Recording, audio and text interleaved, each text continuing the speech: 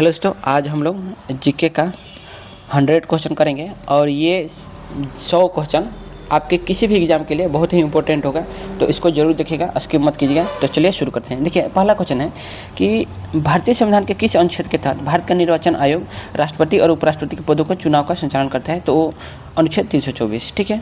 फिर बोला है कि 1907 के सूरत अधिवेशन में कांग्रेस के विभाजन के समय अधिवेशन की अध्यक्षता किसने की थी? तो वो किया था रासबिहारी घोष ने। ठीक है। जबकि कौन चाह रहे थे करना? बाल गंगाधर तिलक चाह रहे थे, लेकिन कौन किया? रासबिहारी घोष। और यहीं से क्या हुआ था, ये इसका विभाजन हो गया था कांग्रेस का। बोला है कि निकट दृष्टि दोष के दूर करने के लिए किस प्रकार के लेंस का उपयोग करते हैं? तो आपको पता है अवतल लेंस, और दूर दृष्टि के लिए उत्तल लेंस आपको पता होना चाहिए। बेलनाकार लेंस का आपको पता है किसके लिए? द्विफोकसी लेंस किसके लिए? आपको सबको पता है। तो आप लोग जरूर इसको कमेंट कीजिएगा। ठीक है। पाक जल मध्य किन दो देशों के बीच है? देखिए, पाक से मतलब होता है पाकिस्तान, तो ये सब लोग ना पाकिस्तान लगा सकते हैं, लेकिन ये किसके बीच है? श्रीलंका और भारत के बीच है। ठीक है। तो पाक से पाकिस्तान मत समझिएगा। फिर बोला है बंद अर्थव्यवस्था से क्या तात्पर्य है? तो बंद अर्थव्यवस्था से यह तात्पर्य है कि हम किसी दूसरे देश से आयात निर्यात नहीं करते हैं, ओनली अपने देश में ही काम करते हैं। तो आयात और निर्यात दोनों का न होना। ठीक है। तो ये हो गया। अगला क्वेश्चन है कि G20 शिखर सम्मेलन 2025 की मेजबानी किस देश ने की? तो किस देश ने की थी? दक्षिण अफ्रीका ने की थी। फिर बोला कि मानव शरीर की सबसे बड़ी अंतःस्रावी ग्रंथि कौन सी है? तो मानव शरीर की सबसे बड़ी अंतःस्रावी थायराइड ग्रंथि है। ठीक है। और सबसे छोटी पीयूष ग्रंथि, लेकिन अगर पीनियल ग्रंथि रहे तो वो भी मार सकते हैं। पीनियल ग्रंथि और छोटा होता है। ठीक है।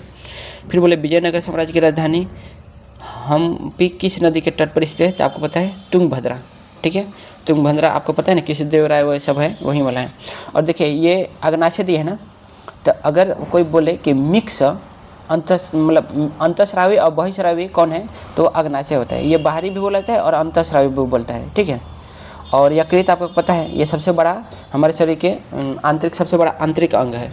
सबसे बड़ा अंग आपको पता है कौन सा है? त्वचा है, लेकिन आंतरिक बोलते हैं तो यकृत है। ठीक। फिर बोला जाए कि रॉकेट का उड़ना न्यूटन के किस गति के नियम पर आधारित है? तो आपको पता है तृतीय नियम पर, यानी क्रिया प्रतिक्रिया होता है। फिर बोला ओजोन परत के संरक्षण के लिए मॉन्ट्रियल प्रोटोकॉल पर किस वर्ष हस्ताक्षर किए गए थे? तो 1987 में, मैंने ये बताया था।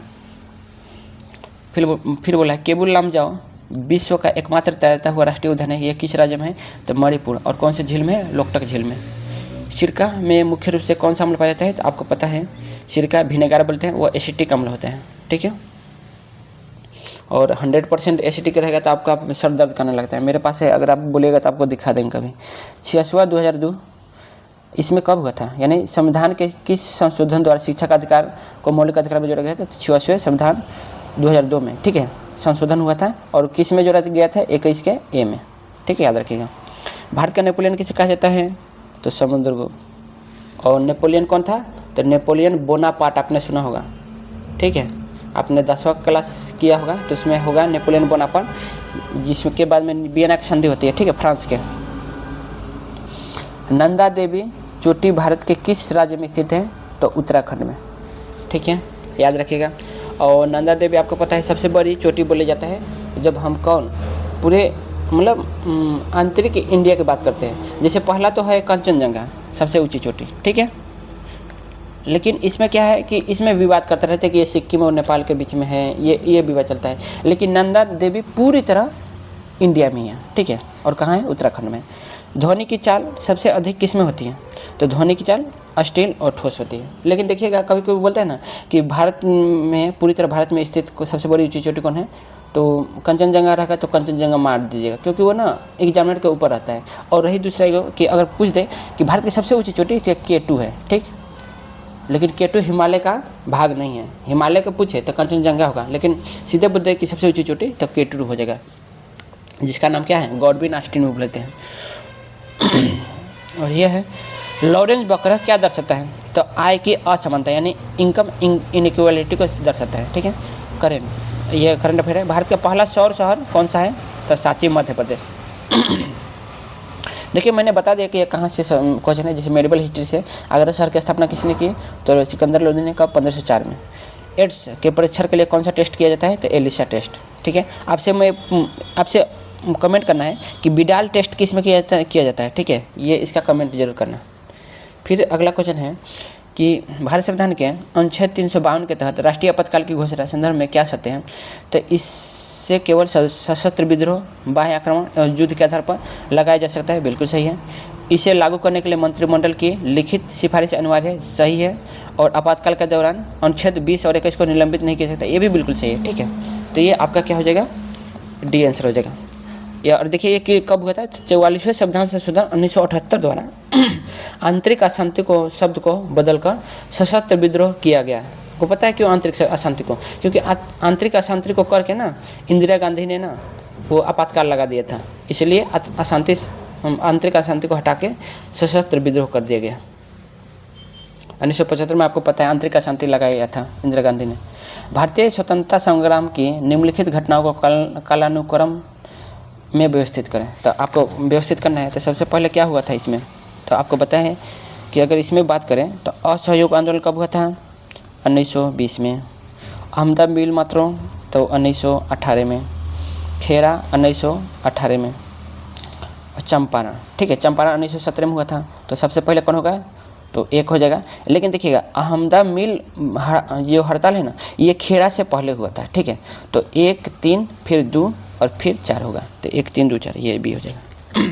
देखिए चंपारण 1917, अहमदा मिल देखिए अहमदा मिल वाला ये फरवरी में हुआ था, फरवरी 1918। और खेड़ा मार्च 1918 और असहयोग 1920 में। ठीक है, तो याद रखिएगा। फिर क्वेश्चन है कि निम्नलिखित में से कौन सा हार्मोन पादप वृद्धि रोधक के रूप में कार्य करता है? तो आपको पता है एब्सिसिक एसिड है ना, वो पादप वृद्धि रोधक में काम करता है। तो याद रखिएगा AB है, यानी इसके बारे में बोल रहे हैं। रंध्रों स्टोमेटा को बंद करके बीजों की सुप्तावस्था के लिए जिम्मेदार होता है, यानी रंध्र को बंद कर देता है। ठीक है, ताकि क्या ना हो, ये इसलिए बंद करता है ना ताकि जल का वाष्पन नहीं हो, इसलिए बंद करता है। और देखिएगा यही है कि पत्ता को गिराने उड़ाने का काम करता है। भारत की यमुना नदी सहायक नदियों की पूर्व से पश्चिम से पूर्व सही क्रम क्या है? पश्चिम से पूर्व लाना है। ठीक है, यमुना नदी की सहायक नदियों में पश्चिम से पूर्व। तो पश्चिम से अगर देखें तो ये चंबल, सिंध, बेतवा और केन है। ठीक है, पश्चिम से पूर्व की तरफ पहले चंबल आ गया, फिर सिंध, फिर बेतवा, फिर केन। और देखिए ये सभी नदियाँ यमुना से दाहिने ओर से मिलती है। चंबल सबसे बड़ी सहायक नदी है। पूरे यमुना की सबसे बड़ी सहायक नदी तो चंबल। और यमुना किसकी सबसे बड़ी सहायक नदी है? तो गंगा का सबसे बड़ी सहायक नदी है, आपको पता होना चाहिए। और यमुना कहाँ मिलती है गंगा से? तो आपको पता है प्रयागराज में, जहाँ कुंभ मेला लगता है। फिएट मनी का सबसे सटीक उदाहरण क्या है? तो फिएट क्या होता है? करेंसी नोट होता है और सिक्के, ये कानूनी निविदा है। ठीक है, तो करेंसी नोट और सिक्के ये फिएट मनी होता है। अगला क्वेश्चन, अगस्त 2025 में चर्चा में रहा अमृत भारत स्टेशन योजना के तहत पुनर्विकास होने वाला मुजफ्फरपुर जंक्शन किस रेलवे जोन के अंतर्गत आता है? तो आपको पता है पूर्व मध्य रेलवे के अंतर्गत आता है। ठीक है, यदि किसी वस्तु का वेग दोगुना कर दिया जाए तो उसकी गतिज ऊर्जा पर क्या प्रभाव पड़ेगा? तो आपको पता है कि अगर दोगुना कर देते हैं उसका सूत्र क्या होता है? 1/2 mv²। तो अगर इसका दोगुना करते हैं तो यह 2 करेंगे तो ये 4 हो जाएगा ना। तो अगर हम इसको दोगुना करेंगे तो क्या हो जाएगा? ये 4 हो जाएगा, तो 4 गुना हो जाएगा। ठीक है, तो 4 गुनी हो जाएगी। जैसे यहाँ पे देख लीजिएगा कि ये दे दिया है, तो ये आप लोग देख लीजिएगा, फार्मूला मैंने बता दिया। अगला क्वेश्चन है कि कठोर जल में झाग न बनने का मुख्य कारण किन लवणों की उपस्थिति होते हैं? तो आपको पता है कठोर जल कौन कौन होते हैं? तो कैल्शियम और मैग्नीशियम बाइकार्बोनेट और सल्फेट होते हैं। ठीक है, मतलब कैल्शियम के बाइकार्बोनेट भी हो सकते हैं या कैल्शियम सल्फेट भी हो सकते हैं, या मैग्नीशियम के बाइकार्बोनेट हो सकते हैं या मैग्नीशियम के सल्फेट हो सकते हैं। तो ये क्या होते हैं? कठोर जल होते हैं। ठीक है, फिर है कि मौर्य काल के दौरान अध्यक्षों और उनके विभागों का कौन सा मिलान गलत है? तो आपको पता है परणाध्यक्ष वाणिज्य विभाग होता है, सीताध्यक्ष कृषि विभाग होता है। सीताध्यक्ष याद करिएगा, सीता जैसे धरती से निकली थी तो धरती में क्या होता है? कृषि होता है। तो सीताध्यक्ष और पारण्याध्यक्ष। ठीक है, तो ये वाणिज्य विभाग, सीताध्यक्ष कृषि विभाग, और लक्षणाध्यक्ष टकसाल यानी सिक्के। लक्षण मतलब सिक्के में आपको पता है कि किसी न किसी चीज़ का लक्षण किया जाता है, तो लक्षणाध्यक्ष टकसाल से, इस तरह याद रखिएगा। ठीक है, और अक्षपटाल क्या था? तो अक्षपटाल कौन सा विभाग था? महालेखाकार यानी अकाउंट जनरल का विभाग था, ना कि सैन्य विभाग का। सैन्य विभाग का प्रमुख किसका क्या बोलते हैं? सेनापति बोलते थे, सैन्य विभाग को सेनापति, यही आपका गलत है। ठीक है, अगला क्वेश्चन है कि ऑप्टिकल फाइबर संचार प्रणाली में प्रकाश के किस गुण का उपयोग किया जाता है? तो पूर्ण आंतरिक परावर्तन का। ठीक है, अगला क्वेश्चन है कि 1857 के विद्रोह के दौरान बिहार में कुंवर सिंह की मृत्यु के बाद नेतृत्व किसने संभाला था? तो आपको पता है किसने संभाला था? अमर सिंह और उनके भाई ने संभाला था। किसने संभाला था? अमर सिंह और उनके भाई ने। बोला है कि संविधान के किस अनुच्छेद के तहत पंचायती राज संस्थाओं में महिलाओं के लिए 1/3 आरक्षण का प्रावधान है? तो अनुच्छेद 243 के डी। संविधान के किस अनुच्छेद के तहत पंचायती राज संस्थाओं को महिलाओं के लिए 1/3 यानी 33% आपको पता है ना आरक्षण मिला है? तो किसके? तो 243 के डी के तहत।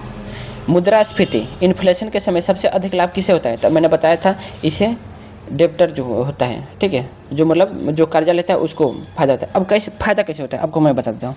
जैसे मान लीजिए आपको पता है कि इन्फ्लेशन में क्या होता है, रुपया का जो परचेसिंग पावर है वो घट जाता है, यानी रुपया का जो कीमत होता है वो घट जाता है कि नहीं? रुपया का क्या होता है, कीमत घट जाता है। तो मान लीजिए अभी इस टाइम में, मान लीजिए 2026 में किसी ने 10,000 लिया, ठीक, और 2027 में क्या हो गया, इन्फ्लेशन हो गया, और इन्फ्लेशन में आपको पता है कि रुपया का दाम घट जाता है, यानी 10,000 का क्या मूल्य घट जाएगा, ठीक है। 10,000 से मान लीजिए उसका घट जाएगा, मान परचेसिंग पावर घट गया, 10,000 का कीमत क्या हो गया, घट गया, ठीक है। जैसे कि आपको पता है कि जब सोना अभी लेते हैं लेकिन 10 साल बाद करेंगे तो सोना का महंगा हो जाता है, उसी तरह रुपया होता है कि रुपया क्यों नहीं रखना चाहते हैं, क्योंकि रुपया घट भी जाता है। तो रुपया का भाव देख रहे हैं कि दिन ब दिन घटते जा रहा है, तो उसी तरह रुपया घट जाएगा। लेकिन इन्फ्लेशन आने के बाद क्या होगा, जो कर्जा लिया होगा वो तो 10,000 न देगा, लेकिन 10,000 तो दिया, लेकिन उसकी उतनी कीमत नहीं रही।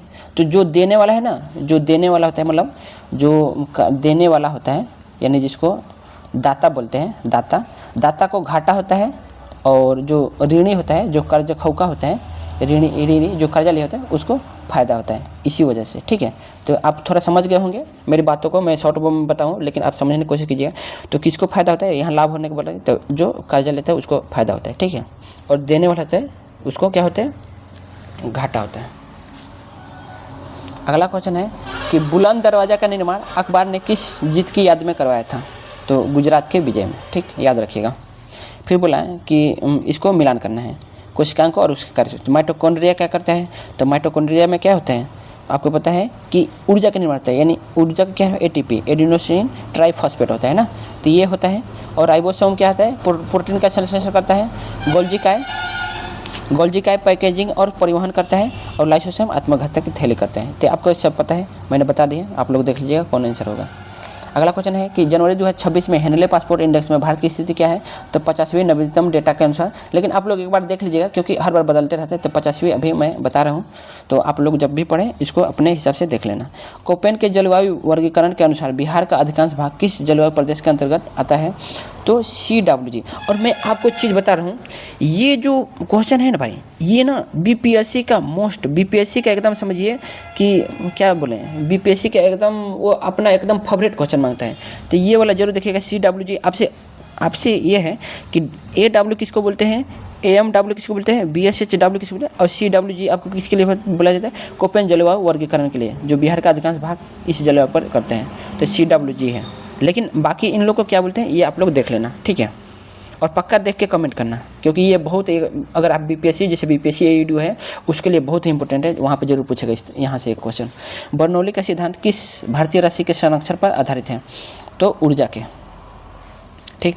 भारत का पहला जैव विविधता हॉटस्पॉट क्षेत्र कौन सा माना जाता है? तो कौन सा? पश्चिमी घाट। बोला विजयनगर साम्राज्य के किस शासक ने चीन के सम्राट के पास दूत भेजा था? तो बुक्का ने। बुक्का प्रथम, हरिहर और बुक्का ने, आपको पता है ना विजयनगर के साम्राज्य की थी, विजयनगर वो संगम, ठीक है ना, तो विजयनगर साम्राज्य में वही हरिहर और बुक्का ने किया था, तो वही वाला है। न्यूमेरिकल देख लेते हैं ये कि यदि 100 वाट का एक विद्युत बल्ब प्रतिदिन 10 घंटे जलता है तो 30 दिन के महीने में कितने यूनिट की विद्युत का खर्चा करेगा? तो आपको पता है सीधे डायरेक्ट गुना कर देते हैं। तो यहाँ पे देखिए 100 × 10 × 30 और कि क्या बोला है किलोवाट में ना, तो किलोवाट में तो 1000 से भाग करते हैं, तो आपका कितना आ जाएगा? 30 किलोवाट आ जाएगा। तो ये आप देख लेंगे, ये आपका सॉल्यूशन दे दिया है। अगला क्वेश्चन है कि किसी संविधान संशोधन अधिनियम द्वारा लोकसभा की सीटों की संख्या 525 से बढ़कर 545 की गई थी, तो किसके द्वारा? तो 31वां संशोधन 1973 के तहत। ठीक है, याद रखिएगा। बहुत ये क्वेश्चन पूछता है तो बहुत लोग गलती करके आते हैं। ठीक है, फिर बोला है कि मानव हृदय के किस कक्ष में सबसे पहले ऑक्सीजन युक्त शुद्ध रक्त प्रवेश करता है? तो आपको पता है बायां लिंब में। ठीक है, आपको पता है कि बाएं भाग में हमारे जो दिल का होता है, तो हृदय के बाएं भाग में शुद्ध रक्त होता है और दाएं भाग में अशुद्ध रहता है। ठीक, फेफड़ों से फुफ्फुस शिरा शुद्ध रक्त लेकर बाएं अलिंद में जाता है। लेकिन देखिएगा शिरा में क्या होता है, अगर डायरेक्ट शिरा बोलें तो अशुद्ध रक्त होता है। ठीक है, अशुद्ध, और धमनी में शुद्ध रखता है। लेकिन अगर इसमें फुफ्फुस लगाए ना तो फुफ्फुस शिरा में शुद्ध हो जाएगा और फुफ्फुस धमनी में अशुद्ध हो जाएगा। तो इस तरह कंफ्यूज मत होइए। इस तरह बहुत क्वेश्चन पूछता है यहाँ से, ताकि आप लोग कंफ्यूज हो और गलती करें। क्योंकि बहुत सारे लड़के होते हैं तो एग्जामिनर चाहता है कि ऐसा क्वेश्चन बनाए कि लोग गलती करें। वो नहीं चाहता कि आप सही करें, वो चाहता है कि आप गलती करें। ग्रेट बैरियर रीफ के संदर्भ में कौन सा कथन सत्य है? तो यह विश्व की सबसे बड़ी मूंगा चट्टान है, यानी कोरल रीफ है। बिल्कुल सही है। अब कोरल रीफ आपको पता है कि उजला उजला के टाइप होता है, जो समुद्र में होता है, उसी में वो पूरा, जैसे कि आपका लक्षद्वीप पूरा कोरल रीफ में बसा हुआ है। यह ऑस्ट्रेलिया के उत्तरी पूर्व में क्वींसलैंड के पास स्थित है। बिल्कुल सही है।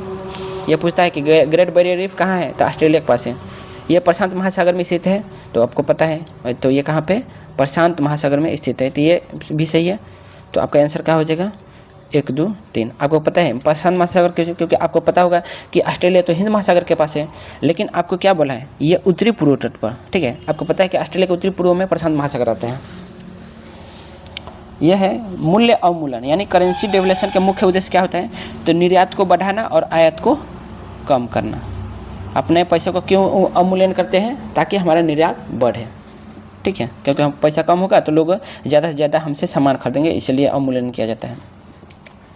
रेडियोधर्मी क्षय यानी रेडियो एक्टिविटी डिकेड के दौरान जब एक अल्फा कण निकलता है तो परमाणु क्रमांक और परमाणु द्रव्यमान में क्या परिवर्तन होता है? तो परमाणु क्रमांक में 2 की कमी, द्रव्यमान में 4 की कमी, ये होता है। ठीक है, याद रखिएगा, ये क्वेश्चन डायरेक्ट पूछा जाता है। ठीक है, तो डायरेक्ट याद रखिएगा, परमाणु क्रमांक में 2 की कमी और द्रव्यमान में 4 की कमी। ओके, बोला है कि फरवरी 2026 में आयोजित 69वें फिल्म फेयर पुरस्कार में सर्वश्रेष्ठ फिल्म का पुरस्कार किसे मिला? तो 12th फेल संभावित चर्चा में रहा ट्रेंड के आधार पर। लेकिन एक बार आप लोग जरूर देख लीजिए कौन है, तो क्योंकि ये सब क्वेश्चन ना बदल जाते हैं और कब बदल जाते हैं पता भी नहीं चलता, तो आप लोग एक बार जरूर देख लीजिएगा। ठीक है, बोला कि हड़प्पा सभ्यता का वह एकमात्र स्थल कौन सा जो 3 भागों दुर्ग, मध्य, नगर और निचला में विभाजित था? तो कौन था? धौलावीरा था। ठीक है, फिर बोला है कि भारतीय संविधान की 6ठी अनुसूची किस राज्यों के जनजातीय क्षेत्रों के प्रशासन से संबंधित है? तो 6ठी अनुसूची आपको पता है असम, मेघालय, त्रिपुरा, मिजोरम, यानी इसको ये इस तरह से इसको अलग ट्रिक है, ATM या इस तरह कर सकते हैं। तो आप लोग याद रख लीजिएगा, ये ट्रिक है और यही आपको असम, मेघालय, त्रिपुरा, मिजोरम याद रखिएगा। ठीक है, इसको तो मामा करके याद रख सकते हैं ना, माता कुछ भी करिए, रहने दीजिए। आप लोग ये बस याद रख लीजिए असम, मेघालय, त्रिपुरा, मिजोरम। ठीक है, तो हम लोग 50वां क्वेश्चन देखते हैं कि ध्वनि की तीव्रता मुख्य रूप से किस पर निर्भर करती है? तो किस पर निर्भर करती है? आपको पता है कि हमारे एम्पलीट्यूड पर निर्भर करती है। ठीक है, और आवृत्ति पर क्या होता है? तो तारत्व निर्भर करता है। आवृत्ति, तारत्व किस पर निर्भर करता है? तो आवृत्ति पर। ठीक है, जबकि आयाम पर क्या करता है? तो तीव्रता पर, यानी तीव्रता किस पर? आयाम पर, और तारत्व आवृत्ति पर। ये याद रखिएगा। ठीक, तो बस आज के लिए बस इतना ही। हम लोग ओनली 50 अगले क्वेश्चन अगले क्लास में हम लोग 51 से 100 क्वेश्चन करेंगे। ठीक है, तो पार्ट 1 ये रहा और पार्ट 2 में आपका कंप्लीट हो जाएगा। तो इसको स्किप मत कीजिएगा। आपने यहाँ तक देखा, बहुत बहुत धन्यवाद, थैंक यू। ठीक है, और आपको अच्छा लगे ना, लगा हो तो शेयर जरूर कर देना और लाइक सब्सक्राइब जरूर कर लेना। ठीक है।